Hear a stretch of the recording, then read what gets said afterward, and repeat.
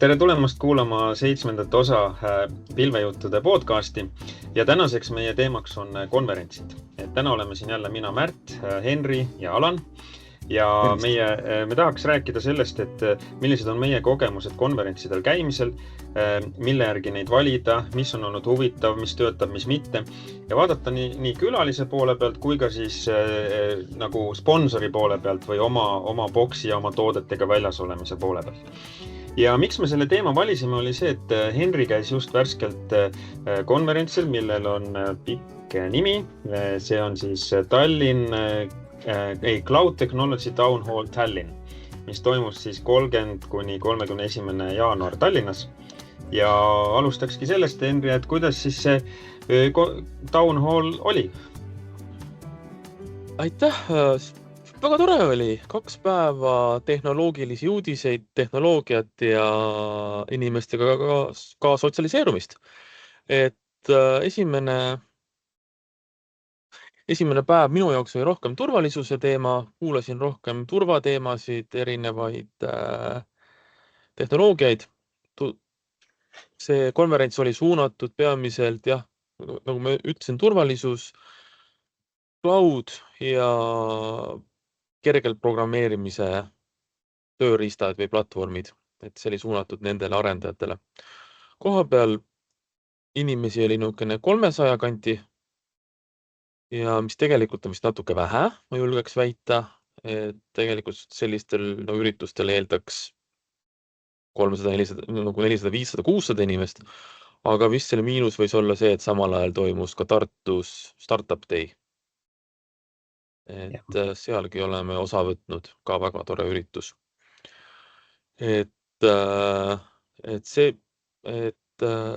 Cloud Day, selle Tallinna üritusel oli seminarid 45 minutit pikad, kus sai kuulata, küsida, erinevad eksperdid rääkisid ja väga asjalik oli. Mulle esimene päev meeldis rohkem, ma julgeks anda hinda 5 pallis 4+, 5-, et ma nagu maksimum ei tahaks anda. Aga teine päev oli natuke nõrgem just, et tehnoloogiliselt ja et mulle nagu selles mõttes teatud asjad just siis, kui hakkas minema põnevaks minu jaoks, siis öeldi, et oot, see läheb liiga tehniliseks, et tõmbame veidi tagasi. Et see oli nagu minu jaoks natukene kaotus. Aga mis konverentside puhul veel? Ikkagi sotsialiseerumine, networking, näed tuttavaid, vanu kolleege, võib-olla ülikoolikaaslasi ja siis saad ka natukene juttu rääkida, muljeid jagada kohvinurgas ja küsida, kuidas läheb, mis tehnoloogid nagu tehnoloogiliselt teil käimas on ja mis mured on. Ja et see on selles mõttes tore ja loomulikult lõunalauas on alati kitsas ja siis kuskile pressisin ennast mingisse lauda. Ja huvitav oli just sealt, et kõik olid välismaalased. Üks oli Rootsist ja teine oli Inglismaalt. Ja tuleb tunnistada, et minu ettevõtted teatakse või meie ettevõtted teatakse välismaal väga hästi, et need inimesed tundsid meid. Ja huvitav oli ka kuulata inimeste lugusid, miks nad on tulnud Eestisse. Et minu lauanaaber seal nagu lõunal oli eks-Skype'lane ja ütles, et Tallinn on tema jaoks nagu alati südames, et kui pakutakse konverentsi või mingit tegevust Tallinnasse, siis ta tuleb kohale, kuulab. Et selles mõttes on hea meel, et Tallinn on sellise tehnoloogia, nagu väike Silicon Valley tiitel on meil küljes. No mitte ainult seda, kui vaadata, kui palju suvel igasugu kontserte on tulemas siin Justin Timberlake'ist AC/DC-ni, siis ka muusika, Põhja-Euroopa muusikapealinn või midagi. Ja meil ka nagu kolleegid küsivad, et kuidas leida öömaja, nii et on küsitud, nii et suvel on päris keeruline see seis. Aga jah, Cloudi kohta, selle nagu Cloud Halli kohta kokkuvõte, et täitsa võib minna kuulama ja selle hinna eest on täitsa okei. Me oleme Alaniga käinud ka Azure'i omadel, mis on toimunud, AWS-i omadel. AWS Summitil, Stockholmis. AWS Summitil me oleme Stockholmis käinud nüüd kas 2 aastat või? Just, ja.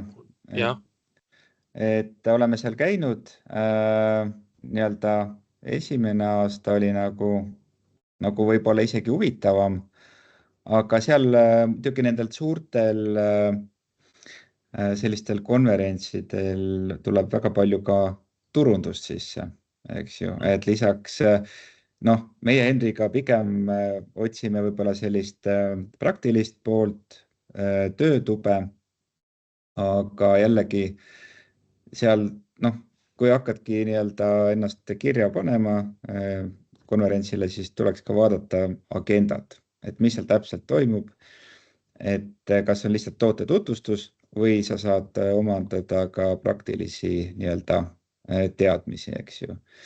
Et siis noh, seal teha need valikud ka.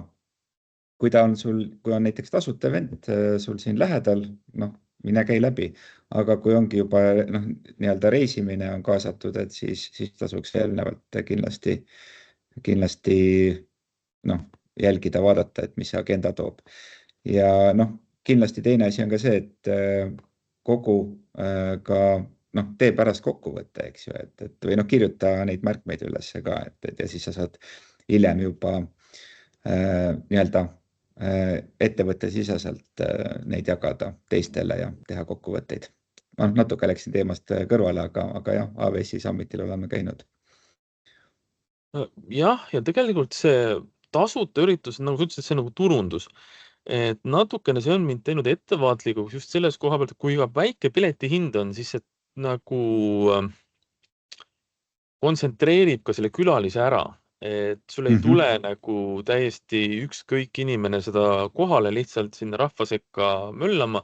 Kui sul on pileti hind, siis sul tegelikult tuleb see huvitatud osapool. Kas sul tuleb see insener, arhitekt või keegi äri poolt, kes on mingilgi määral selle tehnoloogiaga kuidagi moodi seotud.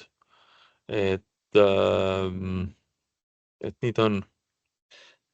Noh, kolmas või üks variant on veel siin, et üritustel, kus ma mõnikord olen käinud, või noh, on kutsutud, ongi siis nii-öelda kutsega üritused ehk, et eks nad selgelt on enamasti ikkagi mingid reklaamiüritused, aga selles mõttes, et kuna sina oled mingi Microsofti, AWS-i või kas või Telia või Elisa või kellegi klient, siis nad nagu teevad tasuta ürituse, aga enamasti need on sellised, kus on päris head esinejad ja teemad on ka neutraalsed, et ta ei ole selline otsemüük, et osta meilt järgmine litsents või järgmine pakett, vaid et selline, et teeme õpetlikke ja häid ettekandeid on ka. Aga see on pigem eestikeelsed, Märt, vist või? Ei, neid on erinevaid, et on Eestis, on välismaal ka selliseid, et sõltub, kes neid korraldab, et jah. Ja siis võib-olla lisaks on ka ju meil virtuaalsed konverentsid, et eelmine aasta me osalesime ka ühel üritusel ja siis seal muidugi sa oled, eks ju, võib-olla see on tore, et sa ei pea reisima võib-olla või selles mõttes, et mingis mõttes ka halb, eks ju, et kulude osas on see kokkuhoid, aga jällegi sealt kaob ära selline vahetu kontakt, et nagu Henri ennem ütles, et sa käisid siis jällegi konverentsil ja sa said pärast või lõunalauas või siis ühesõnaga inimestega otse suhelda, tekib sellised võib-olla mingisugused uued tutvused, inimesed teavad tegelikult, eks ju, ettevõtet ja siis võib-olla saadki sealt nii-öelda vahetada andmeid ja siis võib-olla tulevikus saad koostööd teha, eks ju. Aga et siis virtuaalsetel koolitustel või siis konverentsidel, et selline nii-öelda vahetu kontakt kaob ära ja siis ongi, et inimesed tulevad sinna sellele sessioonile, sellele trackile ja siis pärast lähevad ära, et võib-olla chatid, asjad on, kus keegi seal küsib, aga kuidagi on natukene sellisem umbmäärasem. Mul on see virtuaalsetega siuke mure, et ma ei suuda keskenduda. Et mul on see, et kui ma lähen sinna, kui mul on virtuaalne, siis mul on tavaliselt see, et klient kirjutab mulle chati, email, lähen suhtlen seal, olen seal, et kui ma lähen üritusele koha peale, siis ma olen nagu teada andnud oma kolleegidele ja klientidele, et hei, ma olen offline, et kui nüüd midagi peaks väga juhtuma, siis saate ühendust võtma, aga nad vähemalt teavad, et ma olen nagu ära ja et seal tekib selline päris minu tähelepanu on suunatud puhtalt sinna üritusele. Nii et me saime nagu mõned mõtted esimesena siin, et no esiteks, kui oled korraldaja, siis vaata, et ega samal ajal mingit teist üritust ei ole. Teiseks siis, et kui oled minemas, agendat tasub vaadata, eks, et ka ja siinkohal on see keeruline koht, on see, et ega ju korralda, meie ju korraldame ka üritusi ja oma hommikuseminare ja Solita Summit on üks suurimaid virtuaalkonverentse, mida meie regioonis tehakse, kuhu on siis nagu ka päris maailmatasemel esinejaid alati kutsutud. Aga et see agenda saamine niisuguseks täpseks, et ta ei ole liiga tehniline või liiga detailne versus jällegi, et ta ei ole selline üldine igav, et see ei ole üldse lihtne. See on väga kunst, jah. Ma olen nõus sellega. Sõltub publikumist aga et kust sa saad need õiged inimesed või sobivad publiku, et see on keeruline, aga võimalik loomulikult. Ja mis siis veel, et siis on see hinna küsimus, eks ju, et odav reeglina on kehvem kui kallis. Võib-olla ka teistpidi muide, on ka kalleid ja väga kehvasid üritusi. Ma just enne seda saadet natuke otsisin, mis maksab 2-päevane IT-üritus USAs ja Euroopas. Laias laastus on see 600–800 euri on piletid nukestele cloudi üritustele, mis on nagu kesktasemel üritused, ütleme niimoodi, 2 päeva, pluss sinna juurde siis reisimine ja hotell ja kallimad lähevad juba üle 1000 euro piletid, ainult piletid. Et see on ikkagi päris suur väljaminek ja pluss inseneride päevad ka ikkagi kaovad ära ju, et nad on ka kinni. Ja ma nagu lihtsalt mõtlesin, et ma veel võrdlen näiteks meditsiiniga. Et mis maksab, ma mõtlesin, et meditsiinikonverentsid on kallimad. Et näiteks kardioloogide USAs on umbes sama kallid kui IT omad või isegi suts odavamad. Et sama oli ka juura üritused, et ma arvasin, et IT ei ole kõige kallim, aga tundus, et siiski ma eksisin, et IT-insenerite konverentsid on ühed kallimad. Aga mis siis te arvate, et miks käia või miks minna konverentsi? Mida teie olete saanud nendelt? Just mina eelistaks seda, et kui ma tegelengi selle tehnoloogiaga, pilve kõigepealt võtamegi näiteks, ma tegelen kas siis Azure'i või AWS-iga ja seal tuleb siis mingisugused tehnoloogiad, mingid uudised ja sellega seotult on siis praktiline pool, et on töötoad. Et just näha, kuidas keegi täiesti teisest ettevõttest töötab, millised on tema nagu need töövõtted, et kas mul on sealt midagi õppida või ma saan ise jagada. Mina nagu hindan väga neid praktilist poolt, et turundusosa jah, just, et kui minna nüüd 3-päevasele turundus alatooniga IT-konverentsile, et sealt ma väga palju ei leiaks, eks, et selle saaks ka teha lühemalt. Aga pigem jah, et sellised workshopid koos, et ma täiustaks just, kui ma tegelengi just nende tehnoloogiatega, et ma siis täiustaks enda teadmisi ka ja siis teaks, et et selline komponent on ka olemas ja kuidas seda saab kõige kiiremini kasutada ja siis küsida just, et ka, et tekivad ju workshopide näol seal erinevad küsimused, et kuidas need lahendused oleksid. Nii, et siis peamiselt nagu teadmiste või õppida uusi asju, proovida või saada küsida sellelt esinejalt näiteks seal, aga ikkagi teadmised, mitte näiteks kontaktid või kuidas? Kontaktid ka jah, et see on ka kindlasti oluline pool, et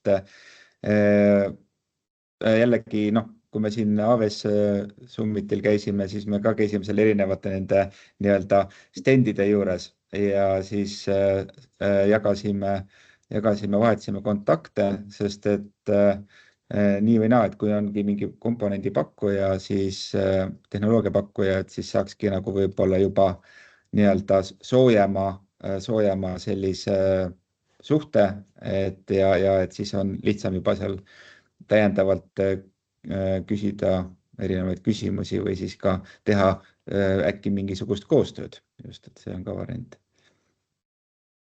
Ähm, nii- Ma olen nagu Alaniga nõus ja ma arvan, et tegelikult vähemalt minul on nagu lihtsam kuidagi Eesti üritustel seda sotsialiseerumist või nagu networking ut teha, sest kuidagi nagu ringkond on väiksem ja sa nagu tead tehnoloogiaettevõtteid või ettevõtteid, kes millega tegeleb ja mis on, ma arvan, et kuidagi Eestis on seda nagu lihtsam võib-olla minule teha või mulle nagu tunduks. Aga mida ma veel tahaks välja tuua, on jah, selline reaalne asi, et nagu reaalne tehnoloogiline idee või mõte või ka tegelikult uudised, et konverentsidest veel rääkides, mida ma tegelikult julgen soovitada väga soojalt, on Tartu Ülikooli küberinnovatsiooni konverents, mis toimus eelmine aasta juunikuus, ma just vaatasin järgi ja mulle see oli ühepäevane konverents ja mulle väga meeldis see konverents, see oli väga hästi korraldatud, seal oli erinevate valdkondade Eesti spetsialistid. Dan Bogdanov tegi küberneetikast ettekande AI kasutamisest avalikus sektoris või nagu erasektori ettevõtetest. Ta nagu jagas juhendit, kuidas seda kasutada, missugused on ohud, mis on väljakutsed, mis on nagu võimalused. Lisaks oli CERDi juht, kes rääkis Eesti küberturvalisuse olukorrast, mida ma saan kohe võtta meie nagu oma töösse kasutusele, tean, et need on potentsiaalsed ohud ja need on asjad, mis võivad juhtuda. Bolti turvajuht oli, ja lisaks oligi võimalus ka lõunalauas Eesti ettevõtetega arutada, et hei, kuidas teil läheb, mis mured teil on, et mõista ka Eesti turgu ja Eesti asja, et hästi hea konverents, ka väga taskukohane ja Tartusse kena minna, ainult see hakkab hommikul vara peale, nii et peate päev varem kohale minema, aga soovitan. Ma tooks veel sellise nüanssi, et ma olen ikkagi mõned või mitmed korrad käinud, et kõige parem on konverentsile minna esinema. Et esiteks on see, saad nagu kontaktida ja selles mõistes on see nagu tunduvalt efektiivsem kui kuulamas olla. Õpid ise ka selgeks selle teema, millest rääkima pead, eks ju, paraku. Ja siis, et see on omaette, nagu ka üks põhjus, miks käia konverentsidel. Aga nagu ma siis teie jutust kokku võtaks, on siis see, et ikkagi sisu on oluline ja ilma hea sisuta ei tasu minna lihtsalt nagu, ma ei tea, vaatama. Tegelikult nii on küll, jah.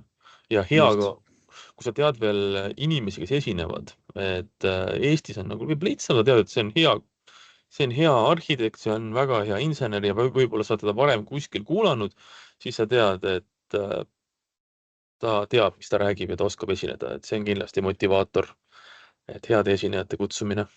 Nii et head esinejad, hea programm. Ma veel tooks selle, tavaliselt on see selline laadaala või see, kus sa saad käia tutvumas, et seal oleks hea, kui on teema on õige. Ma olen käinud ka kohtades, kus, ma ei tea, näiteks mingi ettevõtlusüritus või kus on väga erinevad need boksid ja siis seal see väärtus on võib-olla väiksem, sest et teemad on erinevad, aga et see ala on huvitav vaatamas käia. Samas, kui siis rääkida seda teistpidi, et kui me oleme käinud Solitaga ju ka oma stendi ja oma boksiga erinevatel üritustel, kaasa arvatud sellel Cloud Town Hallil Tallinnas üle-eelmine aasta või. Ja siis eelmine. Ja see on esiteks asi, mida tasub mõelda juba kaaluda tõsisemalt ennem. Et esiteks see maksab, seal on alati ju sponsorlusprogramm, mis on tuhandetes eurodes. Teiseks, selleks, et su boks oleks huvitav, peab ta ikkagi läbi mõtlema, lihtsalt roll-upiga minna niisama ei ole nagu tegelikult enam tänapäeval mõtet. Hea disain peaks olema ja siis ka see sisu, et mida sa seal siis külastajatele räägid. Ja selle kõige hullem asi seejuures on see, et enamasti on üsna raske mõõta, mis kasu sellest kõigest on. Et ühest küljest, jah, selgeid indikatsioone on, kui seal keegi selle letis juba näiteks tahab pakkuda ennast tööle või tekib mingi arutelu mõne projekti raames või et tahab nagu osta midagi. Meie valdkonnas see ostmise asi nagu liiga lihtsalt ei juhtu Boxis. Kui siis ainult nagu olemasolevate klientidega, kellega on siis hea seal uuesti niimoodi läbi käia, mis seisus asi on, võib-olla mõne partneriga läbi käia, et selliseid kohtumisi tekib, aga nad ei ole tihti lähedalegi väärt seda aja ja rahakulu. Ja siis üks selline aspekt on veel ka, et seetõttu me ikkagi väga hoolega kaalume, kas minna või mitte. Ja siis võib-olla siis selline aspekt veel on, et kui minna uuele turule, siis või uue teemaga välja, et hakkad uuele tööstusharule näiteks oma teenust pakkuma, siis mingi kuldreegel umbes selline on, et inimesed hakkavad sinu firma nime või sind ennast ära tundma, kui nad on umbes 7 korda sinu nime kuulnud.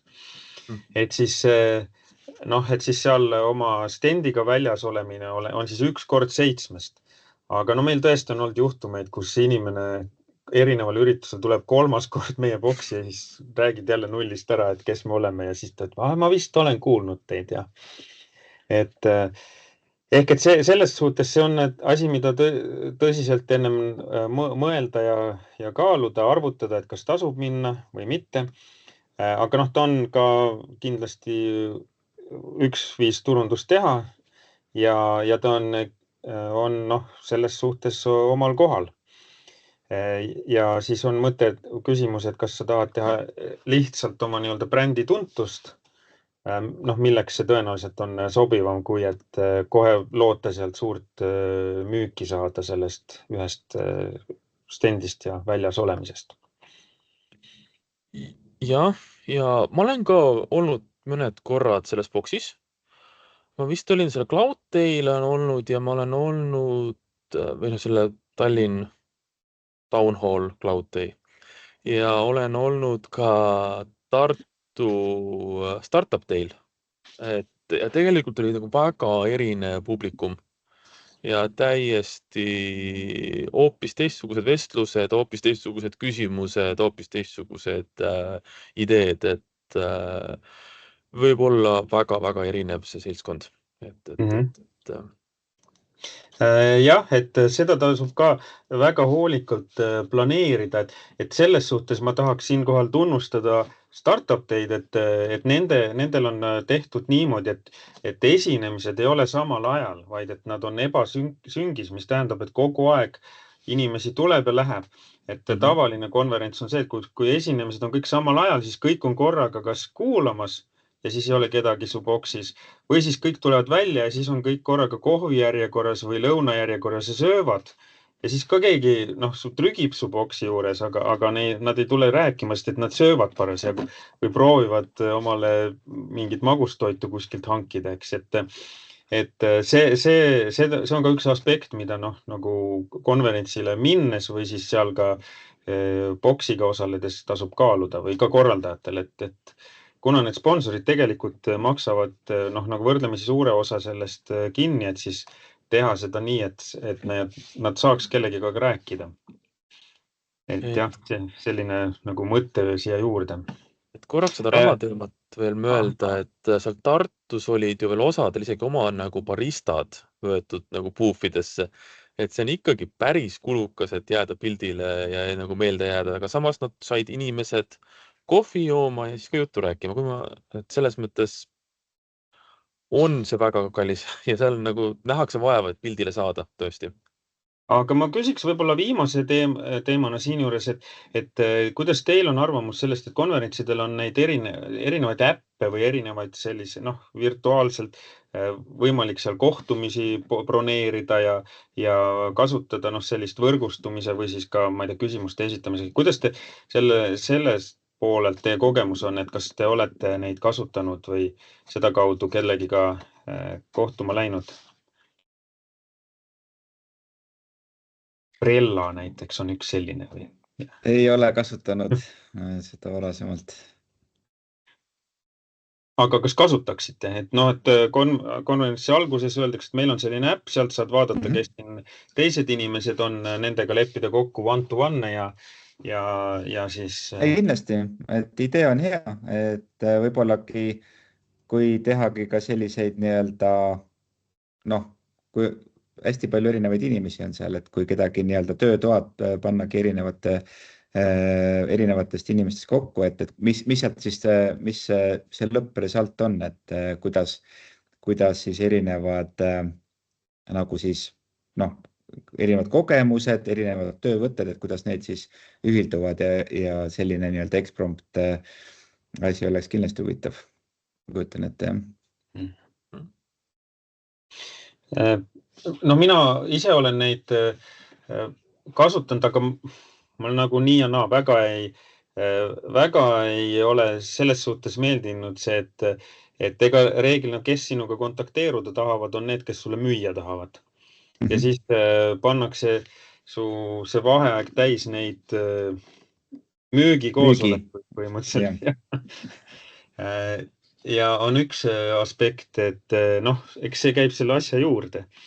Aga kindlasti, mida võiks soovitada, on see, et ettekanded võiks salvestada ja siis pärast jagada neid. Ei pea jagama avalikult YouTube'is, vaid kas või siis selle äpi kaudu, kui nad on tõesti ju väärt sellise, nad on ikkagi väärt midagi.